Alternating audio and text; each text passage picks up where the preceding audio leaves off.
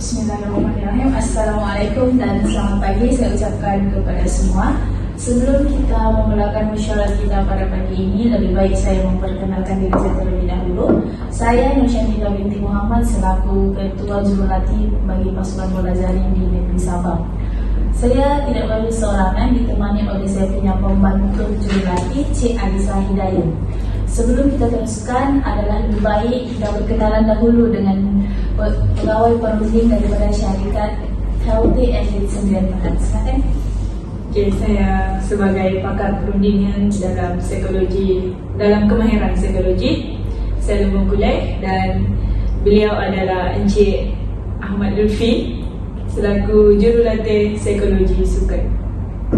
Okay, terlebih dahulu saya ucapkan ribuan terima kasih kerana sudi meluangkan masa bersama kami untuk membincangkan serba sedikit berkaitan dengan perundingan yang boleh ditawarkan kepada pasukan bola jaring di daerah kami. Tanpa melengahkan masa, saya serahkan kepada pegawai perunding untuk memberikan sedikit penerangan berkaitan dengan perkhidmatan latihan yang boleh ditawarkan kepada kami. Okey, terima kasih yang dihormati Ketua Jurulatih Pasukan Netball bagi Negeri Sabah, Cik Nur Syafika. Saya selaku pakar perundingan psikologi akan menerangkan serba sedikit apa itu latihan kemahiran psikologi, iaitu ataupun dikenali sebagai PST. Latihan PST adalah amalan, strategi dan kaedah yang dirancang untuk meningkatkan prestasi atlet dan meningkatkan kemahiran psikologi mereka. Dalam PST terdapat objektif, iaitu yang pertama, menerangkan peranan psikologi sukan dalam meningkatkan prestasi sukan. Yang kedua, menerangkan prinsip asas latihan kemahiran psikologi. Dan ketiga, menerangkan proses PST dan bagaimana untuk memotivasikan atlet. Selain itu, PST juga mempunyai faedah, iaitu meningkatkan motivasi, membantu mengawal emosi, membantu mengawal kebimbangan, dan mengajar kemahiran untuk bertenang dan meningkatkan fokus atlet dalam sebuah sukan. Okey, baik. Sebelum kita pergi dengan lebih lanjut, saya membawa saya punya pembantu jurulatih bukan semata-mata untuk menemani saya pada mesyuarat kali ini. Tujuan saya membawa beliau adalah untuk beliau mendedahkan serba sedikit permasalahan yang dihadapi oleh atlet. Memandangkan beliau sering bertemu dengan atlet dan banyak meluangkan masa, jadi mungkin beliau mengetahui serba sedikit dari permasalahan yang dihadapi oleh atlet. Boleh terangkan kepada mereka agar kita boleh selesaikan masalah tersebut. Okey, boleh. Okey, permasalahan atlet ialah keazifan pemain lawan. Apabila kita bermain, kita perlu tenangkan fikiran atlet sebelum bermain. Sebelum perlawanan, atlet mempunyai kebimbangan semasa pertandingan. Dan juga tekanan apabila diganggu oleh pemain lawan apabila untuk menjaringkan bola jaring. Jadi dalam masalah tersebut, saya serahkan kepada jurulatih psikologi. Okey, sebagai mungkin daripada pihak coach dengan pembantu jurulatih mungkin dah nampak dari segi masalah daripada atlet tu, kita tahu yang dari segi psikologi ada efek dalam game kan. Betul. So apa yang boleh kami tawarkan ialah kepada pihak tim bola jaring mungkin dari segi tiga latihan, iaitu penetapan matlamat, bicara sendiri dan juga mental imagery. Apa itu penetapan matlamat? Penetapan matlamat ia merupakan suatu perkara yang penting bagi setiap atlet dan juga coach. Walaupun coach dah mempunyai matlamat itu sendiri, tapi apa matlamat yang ditetapkan oleh atlet itu? So maksudnya kalau atlet itu hanya plan untuk sekadar main seronok-seronok, so maksudnya dia pun tak plan untuk all out in game, untuk dia menang dalam satu-satu game. So dari segi masalah ini mungkin coach boleh mendidik mereka dengan cara bagaimana atlet itu boleh tetapkan matlamat set goal dia orang untuk apa yang dia nak dalam game tu. Kalau dia nak menang, apa yang dia perlu buat. Kalau dia nak aim for sukansi, apa dia nak perlu buat kan. So maksudnya untuk dia ada untuk long term dan short term punya plan dia. Okay. So mungkin ada soalan bagi saya untuk ketua pasukan dan jurulatih jugalah. Berapa ramai daripada atlet yang telah menetapkan sasaran mereka dalam jangka masa panjang ataupun dalam jangka masa pendek? Okay. Sebagai ketua Sebenarnya ketua jurulatih nak tanya pada mereka lah. Apa yang saya dapat lihat di mana tidak semua atlet dapat menetapkan sasaran yang jelas dalam setiap perjalanan.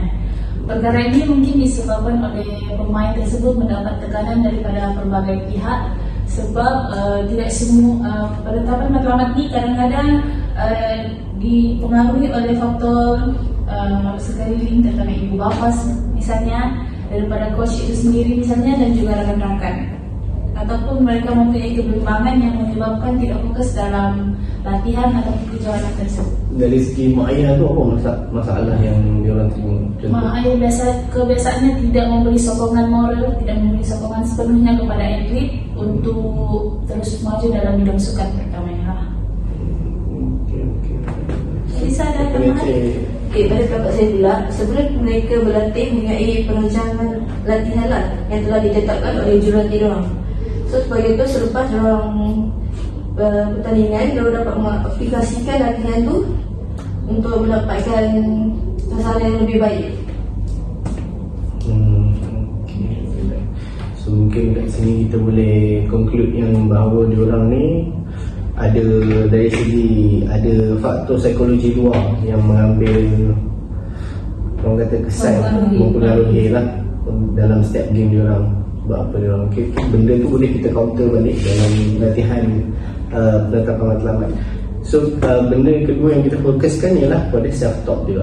Self-talk bicara atau dalam mana kata lain ialah bicarakan diri yang merupakan bicara sendiri ni lebih kepada kita pakai di waktu game, di mana waktu game kita mungkin rasa macam bila mana environment tu tekanan kan, tekanan penonton, tekanan daripada player sendiri, provokasi. Dari segi player tu kadang kita tak ajar macam mana dia nak control, tak perlu nak fokuskan kepada environment. Dan mungkin dia boleh, aku boleh shoot goal tu. So maksudnya kita ajar atlet tu macam mana kita nak buat balingan dengan fokus, dan dia boleh imagine macam mana cara dia nak buat balingan tu sendiri. So dengan ini saya pun concludekan sekali lah,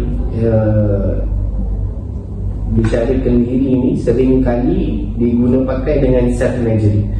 So maksudnya bila sebelum kita kata kita boleh, kita dah bayangkan dah macam mana tekniknya, teknik balingannya, berapa banyak power yang kita nak pakai untuk balingan, untuk score kan.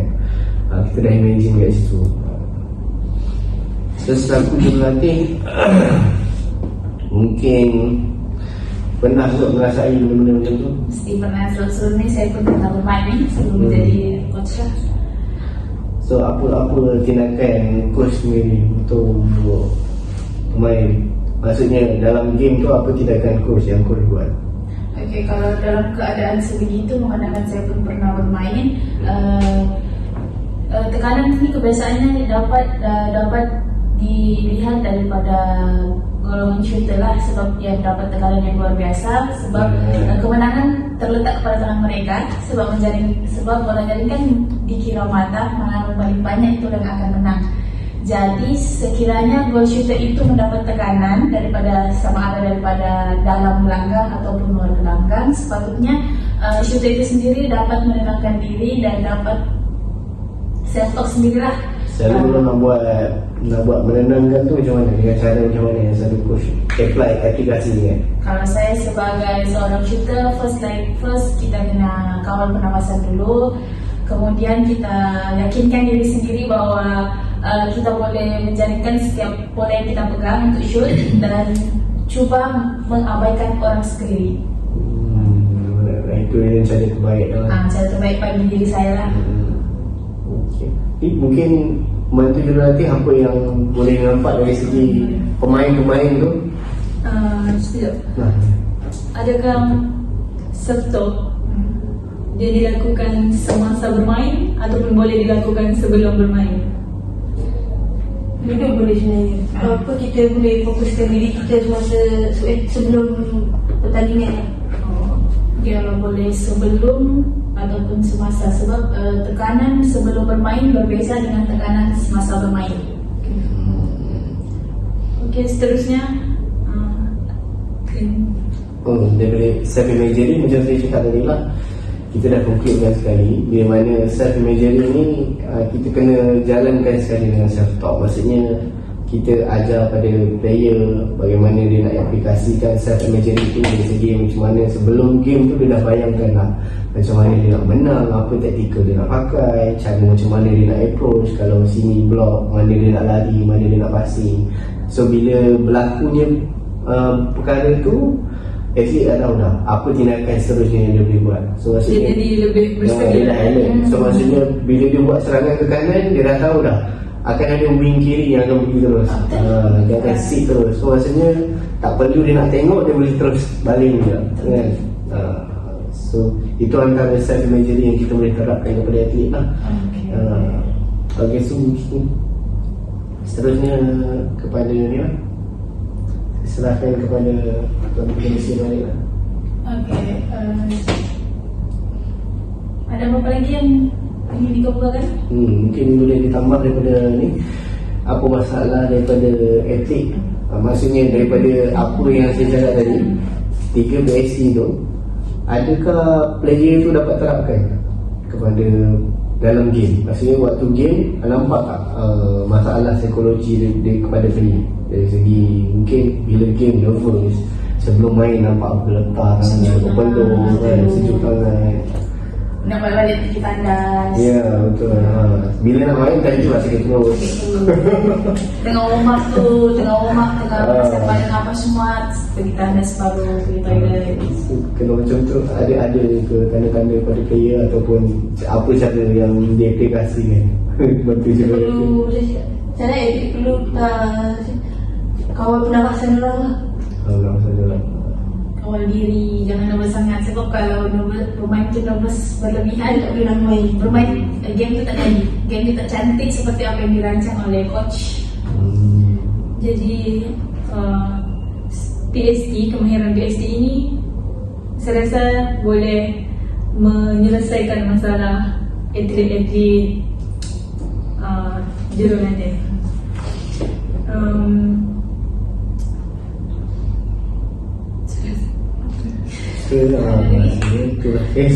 Keadaan yang mampu kami tapi yalah, mungkin daripada pihak tim tu sendiri ada yang memerlukan bimbingan daripada pihak kami, boleh je lah, boleh berhubung kepada kami kembali lah.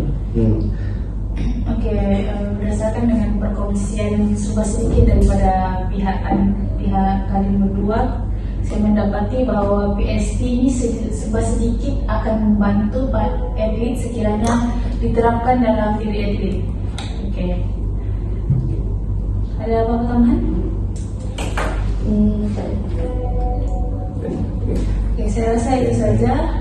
Saya mengucapkan terima kasih atas perkhidmatan yang ditawarkan dan penerangan serta perkongsian yang diberikan kepada kami, dan saya harap apa perkongsian yang diberikan dapat kami aplikasikan kepada atlet yang boleh melahirkan atlet yang berkualiti. Itu saja. Terima kasih. Terima kasih bagi bila hari itu nak ni dapat bimbingan ni. Saya akan berhubung kepada KDS lah. Sekian. Terima kasih. Terima kasih jumpa lagi. Semoga atlet kemahiran ini dapat meningkatkan kemahiran atlet. kami akan usahakan untuk melahirkan atlet yang bermutu tinggi untuk negara. Masya Allah. InsyaAllah. Dah.